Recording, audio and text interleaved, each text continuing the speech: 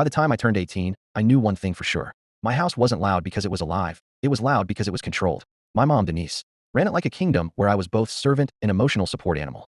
To the outside world, she was a saint. To me, she was a mirror that only reflected herself. I decided to move out quietly.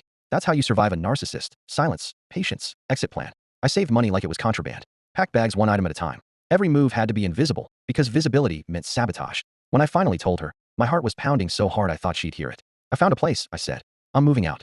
She froze. Then came the smile.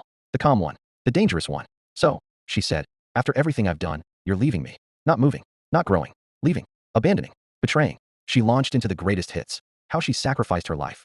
How she could have been someone important. How I owed her loyalty for being born. I stood there nodding like I always did, dissociating like a pro. I'd heard this speech 1,000 times. When guilt didn't pin me down, she went for fear. You won't last a month, she said. You can't handle responsibility. You're weak. You always have been.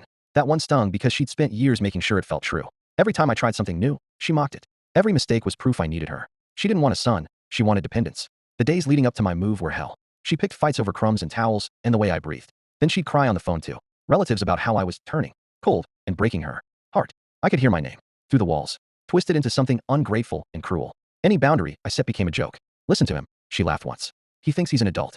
The night before I left, I barely slept. Not because I was scared of failing, but because I was scared she'd find a way to stop me. The morning I moved out, she stood in the doorway like a bouncer, arms crossed, eyes flat. Don't come crying back, she said. The world won't be as kind as me. That was the moment it clicked. She wasn't afraid of losing me. She was afraid of losing control. I walked out anyway.